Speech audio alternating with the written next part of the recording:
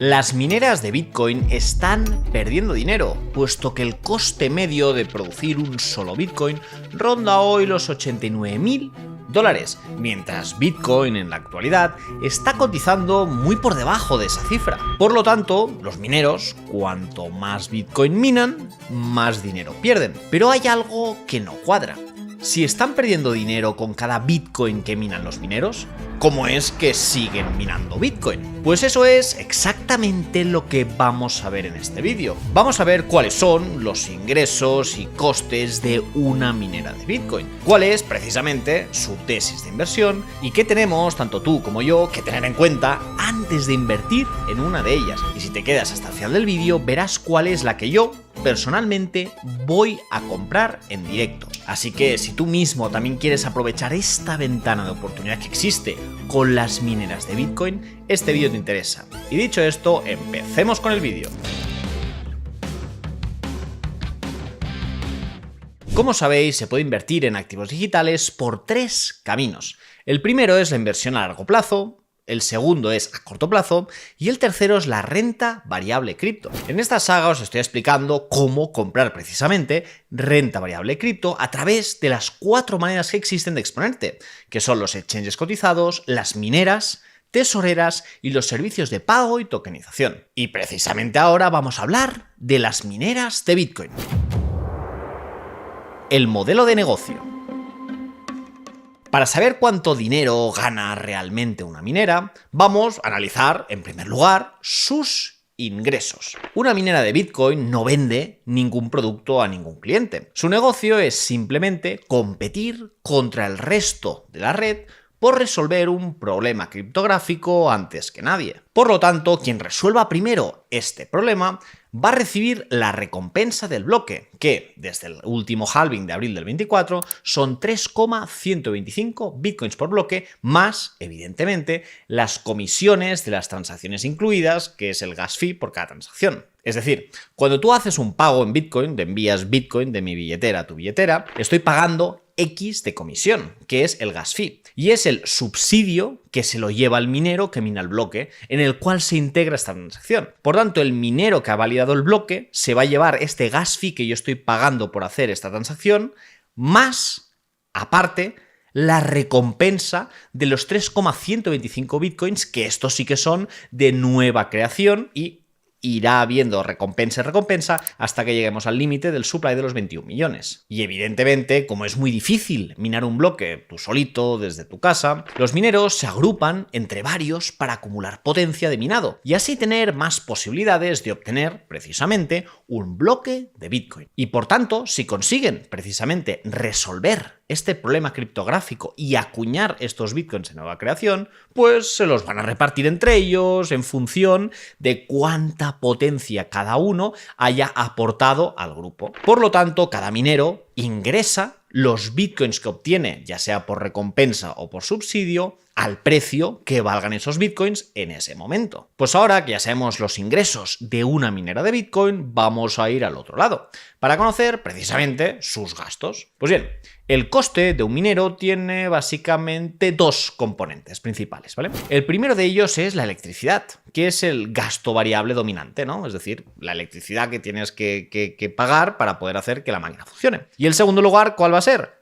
Precisamente la máquina. En este caso va a ser una máquina, una ASIC, que sí que tiene el punto que se deprecia rápido porque cada nueva generación de chips es más eficiente que la anterior. Y a esto hay que sumar que cuantos más mineros compiten a la vez para descubrir un bloque, la dificultad de la red sube. Y por lo tanto, para producir el mismo Bitcoin, necesitas a más mineros que estén buscando ese Bitcoin, más energía y más máquinas. Y esto se debe a que el protocolo de Bitcoin, B mayúscula, no estoy hablando ahora del activo, está programado para recalcular su dificultad cada 2016 bloques, aproximadamente cada 2 semanas si se cumple el objetivo de los 10 minutos por bloque. Por lo tanto, si se ha ido más rápido de lo esperado, por ejemplo, porque ha entrado mucha potencia de minado, mucho hash rate a la red, la dificultad sube. Es decir, el acertijo criptográfico que tiene que resolver el minero para llevarse tanto el subsidio como la recompensa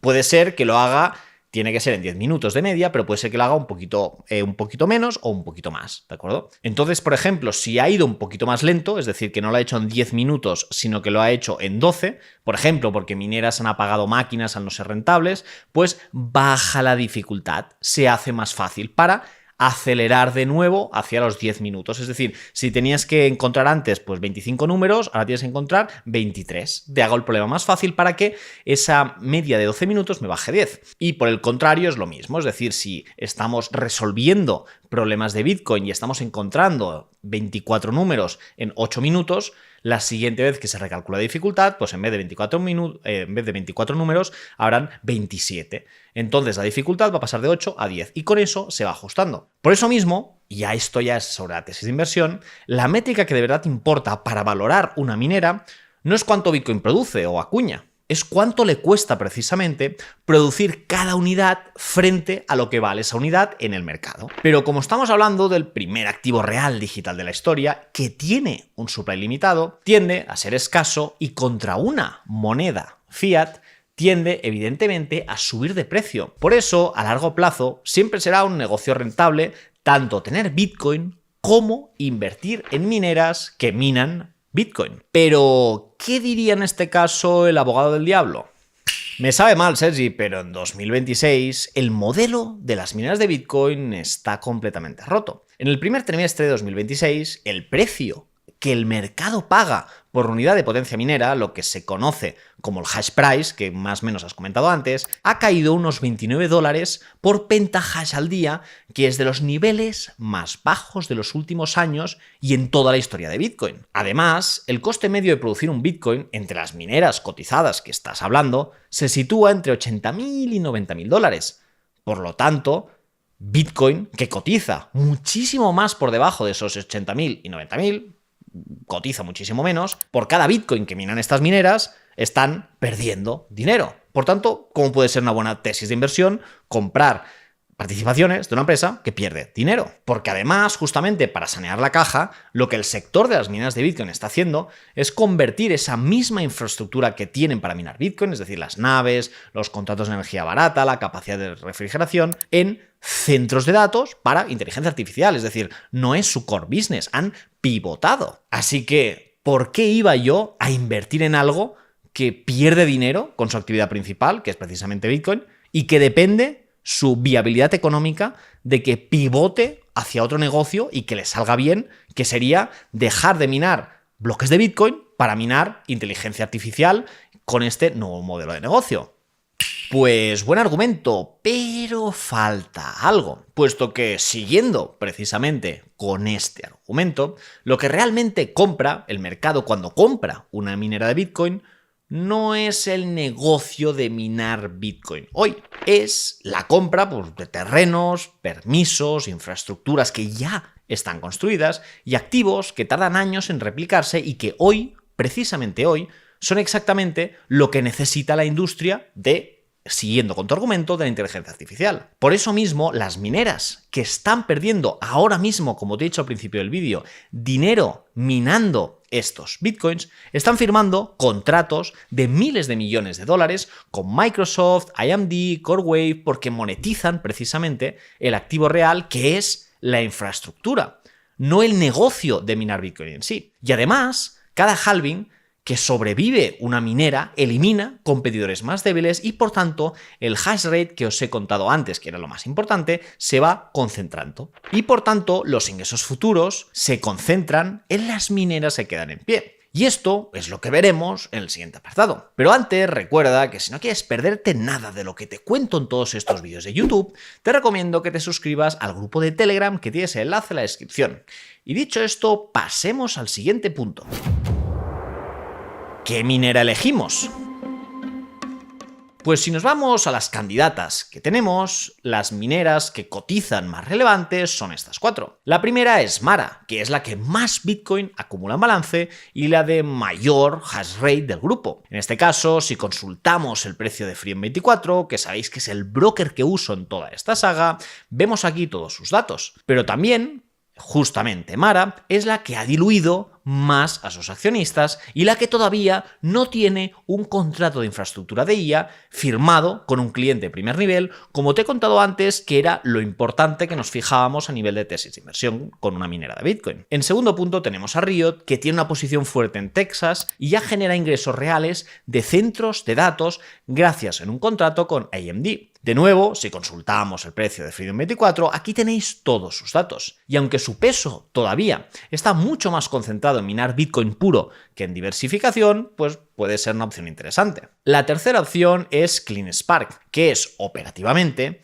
la más eficiente del grupo minando Bitcoin. Pero a día de hoy siguen conversaciones para un contrato grande de IA sin haber firmado ninguno. Y lo que el mercado está tratando como una minera de Bitcoin de alta volatilidad no es precisamente una minera de Bitcoin que tenga esta infraestructura para poder minar a nivel de computación de IA, que es, como hemos dicho antes, el punto importante de su tesis de inversión. Y por eso mismo la cuarta, que es la que voy a elegir, que es Iren, es la que me voy a decantar y aquí podéis también consultar su precio y toda su cotización. En este caso no es una opinión que esta es la empresa que mina más barato el Bitcoin, pero lo que a mí me ha llamado la atención de esta minera es que Iren firmó un contrato de nube de inteligencia artificial con Microsoft valorado en unos 9.700 millones de dólares a 5 años, con una parte del pago por adelantado para dar acceso a los superclusters de la GPU de Nvidia sobre toda su infraestructura. Por tanto, no tenemos que esta empresa tenga una promesa de desarrollo de IA. Lo que tenemos es que esta empresa tiene unos ingresos hoy en día ya reales de su división de nube de IA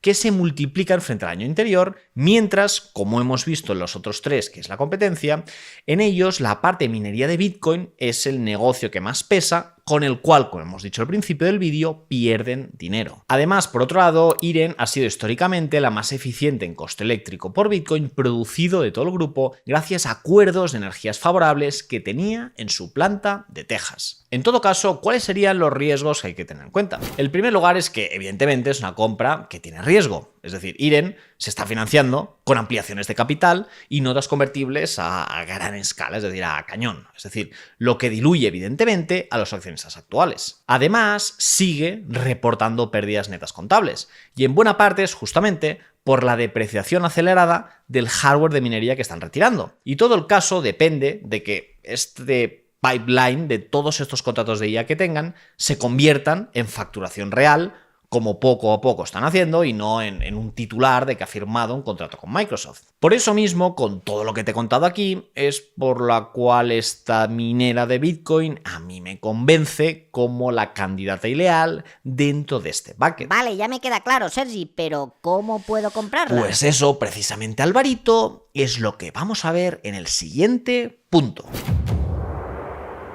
La compra. Como podéis ver, estamos de nuevo en la plataforma de Freedom 24 y entramos aquí al instrumento que vamos a adquirir. En este caso, aquí vemos que tiene todos los detalles por los cuales nosotros podemos analizar, en este caso, esta participación, y si nos vamos por aquí podemos comprarla. Así que directamente vamos a introducir una parte del importe que nosotros tenemos reservado justamente dentro de estos 4 apartados de renta variable cripto a las tesoreras de Bitcoin y vamos a comprar la parte correspondiente a esta empresa. Como podéis ver, ya tenemos realizada la operación y ya tenemos aquí en balance las participaciones que acabamos de adquirir juntamente con las participaciones que ya adquirimos en un vídeo anterior sobre exchanges de criptomonedas, que en este caso compramos Coinbase. Y si tú mismo también quieres utilizar esta plataforma, te voy a dejar el enlace de Freedom 24 en la descripción. Y ahora que ya tenemos la operación hecha, puedes dejar tú mismo en comentarios qué opinas de esta compra o si quieres que haga alguna otra que quizás te resulte más interesante a nivel de minería. Y si no tienes ni idea de lo que estamos comentando, te remito al vídeo en el que estamos hablando del por qué Bitcoin es una buena tesis de inversión que te voy a dejar justo aquí. Y dicho esto, nos vemos en el siguiente vídeo. Hasta ahora.